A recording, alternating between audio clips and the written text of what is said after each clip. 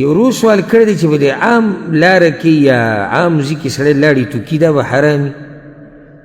جواب د دې مسلې دا دی چې یو سړي ته ضرورت راشي لاړو توکلو ته او دی ځمکه کې په هر ځای چې لاړې توکي دی کې څه حرج نشتي، خو دا خبره یاده کړه چې شریعت موږ ته ادب ښوولی دی او شریعت زموږ نه ادب غواړي. او حدیث کې دا راځي رسول صلی الله علیه وسلم وایي د الله درانه کارونه خوښ دي، سپک کارونه د الله بدي شي. دروند کار څه دی چې کوم خلک کوم کار ته ادب وایي هغه عملي که، چې کوم کار کرکجن او سپک ګڼي د هغې نه ځان لرې ساته. دا کار خلک سپک ګڼي، خو یعنې اوچت خوی والا خلک یې سپک ګڼي چې اوس داسې وګوري چې هغه هم دغه قصه کوي، نو خو یو سړی به وایي چې دی خو یې سپک نه ګڼي. زه یو کس داسې نه یم چې روان یې هغه ځان له پخپله په دغه مرض کې اخته وي.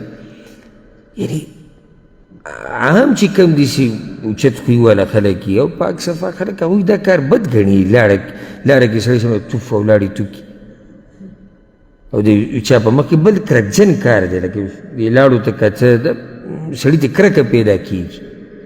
نو که چېرته څوک په لاره رواني او د ده ضرورت راشي لاړو توکلو ته، نو په منځ کې لارې په منځ کې یې لاړې نه توکي، لږ سیټ دې چې لاړې دې وتوکي، یا ورسره ټیشو یا رومیال څه کپړه څه ورسره یې په هغې کې دې وټوکي.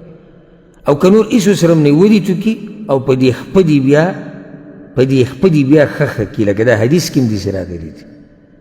حدیث کې دي دا صحیح بخاري صحیح مسلم کې چې رسول صلی الله علیه وسلم جومات ته ورغی او د جومات د قبلې په دې طرف کې دغه دیوال ته چا لاړې توکلې وي، نو ډېر سخت غصه شو په دې باندې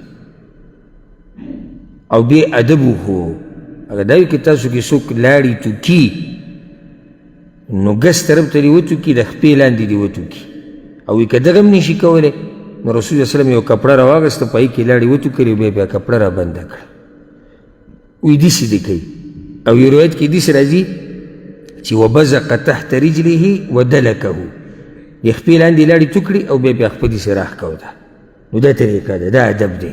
که چېرته ضرورت راغی نو سیټ ته شه، کپړه راواله، ټیشو راواله. زما خو ټیشو کپړې ته خو عامې دي، که بیا هم لاړې دې وتو کړي یو ځای کې بیا پرې دا خپه داسې راکاږه. کله سړی په لاره رواني که نه، سړی په لاره او چا لاړې تو کړي هغې ته سړی سړي ته کرکه پیدا شي. دا کار کرکجن دی او مسلمان له پکار دی چې په ده کې اوچت آداب دننه وي.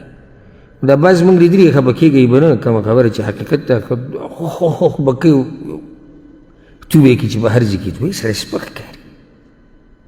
یا دقه شان په لاره کې رواني پوزه به سوړ کړي، دا کرکجن کار. بیا به لمن راولي به یې به پوزه پاکه کړي، یا ګوتې څښي که ګوتې به په کپړو راکاږي. یعنې په دې کې که اوس یو سړی ما ته وایي چې غریبي ده، غریبي ده ځکه زه لارې په منځ کې توکم.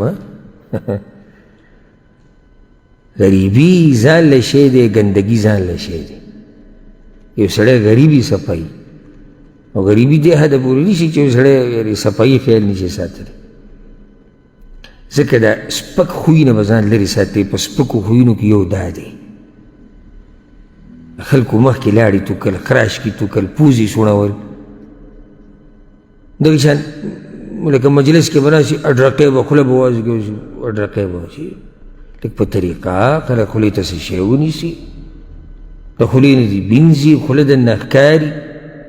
ادب دې ځان کې راوسته پکار دي. یا مثال کې خوب ورغلی خوله به وایي جومات کې دننه په مانځه کې حیا ولې د الله نه هم نه ورځي.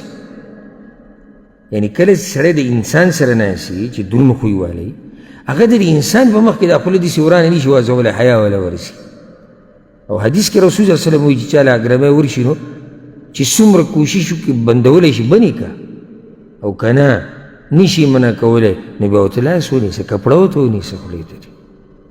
موږ ته شریعت اوچت آداب ښوولی دي، اوچت خوی یې موږ ته ښوولی، او دا په بل یو ځای کې تا ته نه میلاویږي، دا تا ته صرف په دې دین کې میلاویږي. نو دا خفه کېږئ به نه. ما ډېر لیدلي دي داسې زموږ په دې معاشره کې. زه ګوره ټوله خبره د خپلې معاشرې کوم، د پښتنو کوم، ګورئ د بل قوم نه کوم.